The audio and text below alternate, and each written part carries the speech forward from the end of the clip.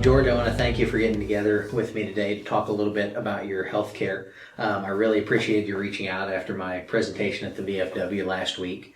And I know you mentioned on the phone having some questions about Medicare, but that you also use the VA? Yeah, I turned 65 in a couple of months, and I've just retired. I've got a lot of mail for different Medicare things, but I don't really think I need anything because, I have the VA already. Well, George, I want to thank you for your service, first of all. And I get a lot of questions like this from veterans that I work with. And really, it depends on how you like to receive care. So I'd like to ask you a few questions about your healthcare needs and where you like to get care, and then we'll have a better idea of which path might make sense. That sounds good to me. Perfect.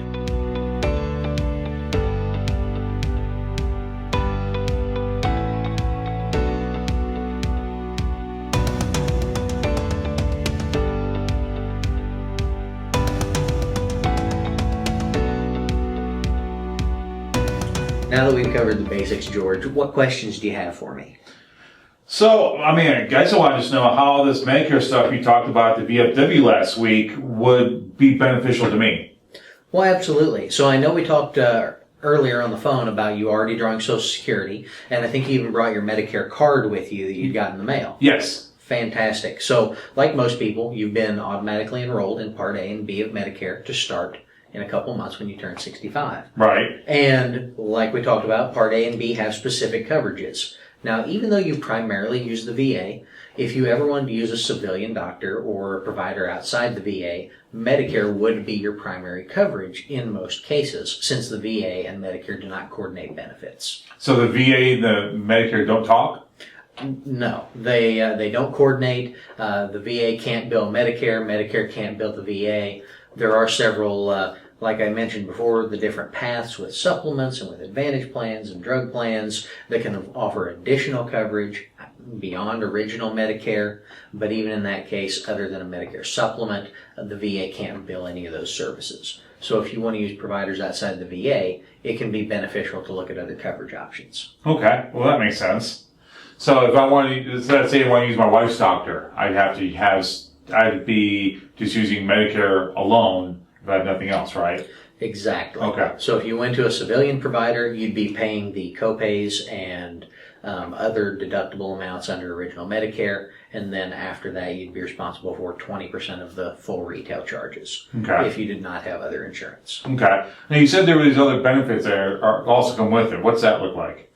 So it really depends. I know I mentioned the different paths. If you'd like to talk a little bit about those plans, I'm happy to do that. We are going to need to fill out what's called a scope of appointment.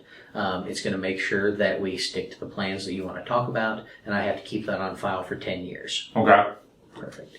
You'll notice there's several different types of products on there. I recommend going over all of them, but it's entirely up to you. Okay. Yeah, if I need to know everything, I just want to make sure I'm making a good decision. So yeah, I'll check all the boxes and sign. Perfect. Well, I appreciate that, and like I said, there are several options. For someone using the VA, there's really three main paths I talk about. Maybe a Medicare supplement with or without a drug plan, a traditional Medicare Advantage plan that includes drug coverage, or an MA-only plan that does not include drugs. Okay. The Medicare supplement is a path that I would take probably if you don't like using the VA, since you're most likely to get care at the VA for a major surgery or any other major event. It may not be as beneficial unless you wanted to completely stay away from the VA and use mostly civilian providers. So that's a personal decision for you, whether you like the VA or not. But I don't see supplements as incredibly beneficial due to the cost and due to some of the other factors, unless you're trying to stay out of the VA system. No, I like going to the VA. My doctors are uncomfortable going there, so I want to use that most of the time, if not all the time. Absolutely. So that knocks that out. Like I said, the other options are either an MAPD that includes drug coverage or an MA-only plan. Well, all my drugs are $9 at the VA, so do I need anything else? Not necessarily.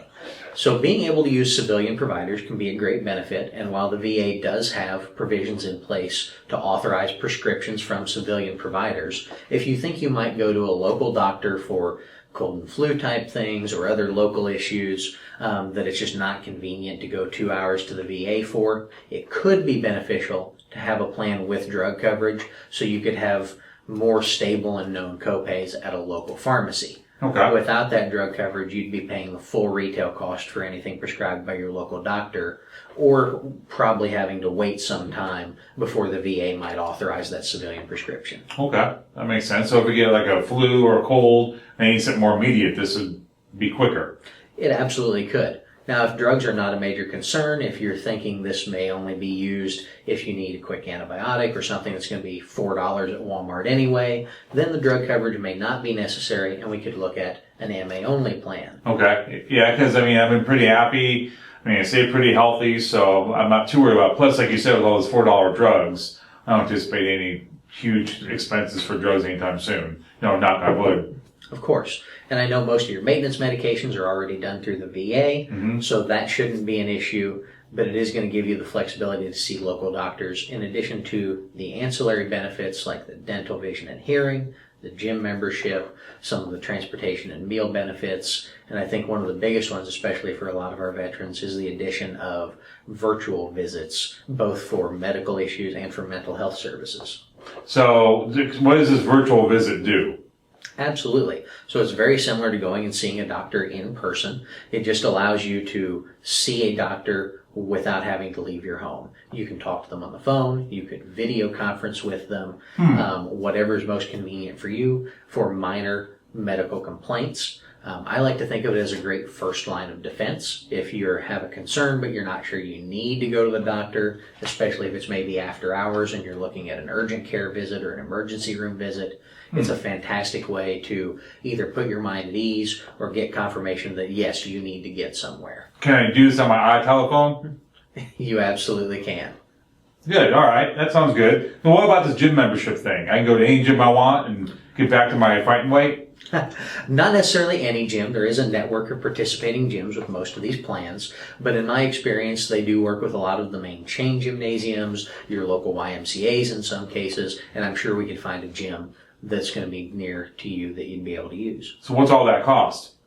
Well, in the case of both of these plans, they are $0 premium. You'll see here on the schedule of benefits that there are copays for your doctor visits and some other things. But that's only if I use a doctor outside of veterans, right? If I go veterans, nothing changes. Yeah, everything with your VA benefits will not change. You'll still have any standard copays at the VA. In a lot of cases, if priority group 3, I'm guessing you probably do not pay copays at the VA. So nothing changes there. That's not going to affect my veterans coverage at all. I can still go VA as I have been for the past however many years, and this would be additional to what I have, right? Exactly. This is just going to allow you to use those civilian doctors in the event that you cannot get into the VA in a timely manner, or if it's a minor complaint that you don't want to make the drive, or things like that, as well as giving you access to those ancillary benefits. And this doesn't cost me anything?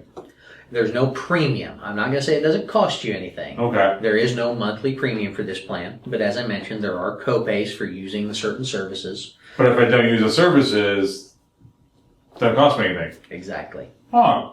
Why would I say no to this? Well, that's a good question, George. Okay, so how do I get it? Let's sign you up right now. I've actually got the application right here. We can fill this out together, and then I'll get it submitted within 24 hours to the carrier, and it'll go into effect next month when your Medicare kicks in. Sounds good. Perfect. Let's start. For more information or additional help, please reach out to Senior Marketing Specialist at 800-689-2800.